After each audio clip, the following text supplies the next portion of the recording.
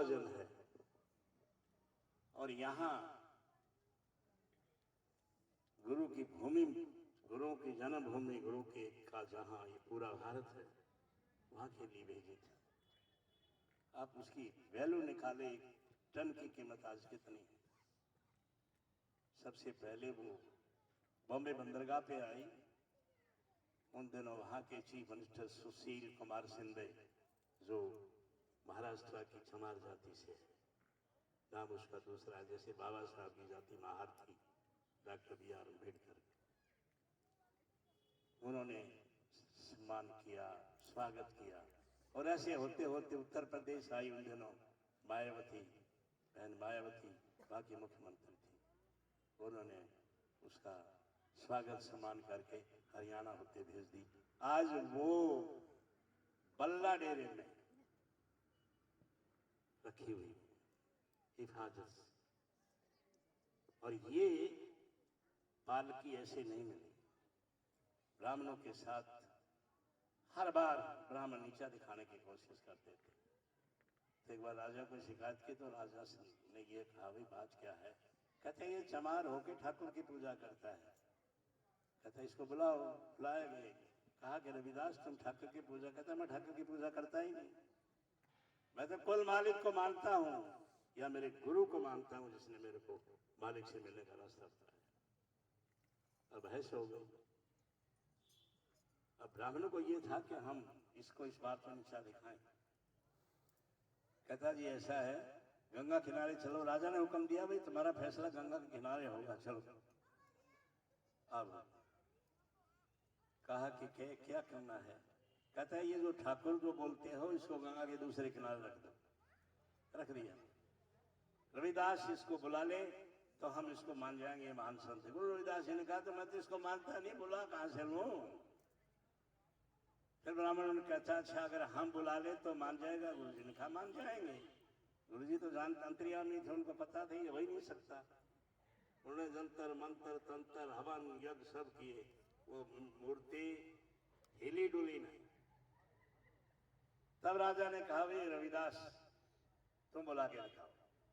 कहता है देखो मैंने तो पहले अर्ज कर दिया, मैं मानता नहीं हूं इस चीज को, लेकिन फिर भी आप कहते हैं। गुरु जी ने ध्यान किया, गुरु का ध्यान किया, और वो मूर्त चल के आ गई दूसरे किनारे पे। अब ब्राह्मणों की शर्त ये थी कि जो हारेगा वो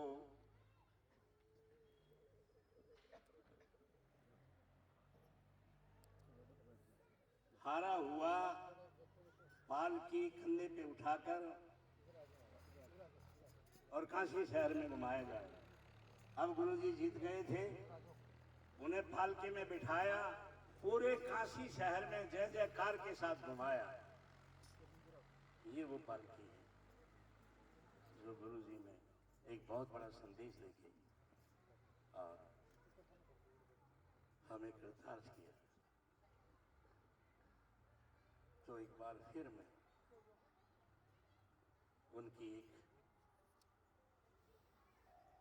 उनका एक दोहा है, वो आपको सुना के और अपनी वाणी को विराम देता हूं। उन्होंने कहा है, हालांकि राज से राजनीति से कुछ भी उनको लेना देना नहीं था, फिर भी उन्होंने संदेश दिया कि ऐसा चाहूं राज में मिले सभी को अन्न। उस वक्त में तो अन्न का भी थोड़ा था, आज तो अन्न क्या धन वन बहुत कुछ है लोगों के पास।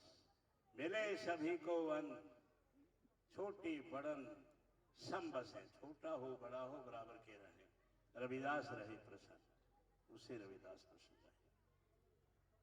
मैं यहाँ के आयोजकों को बधाई देता हूँ कि इस शहर में दूसरी बार जयंती बड़ी धूमधाम से मनाई जा रही है।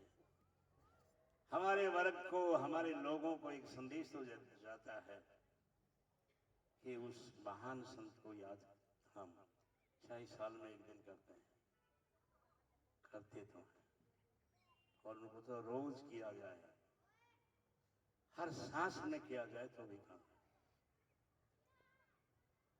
परमपिता मंगनानंद जी साहिब की अपार दया है। परम सतगुरु पीताम्बर साहिब की मेहर से मैं उनको नतमस्तक होते हुए अपनी वाणी को विराम देता हूँ। कहीं चूक है उसमें सुधार होगा। आनंद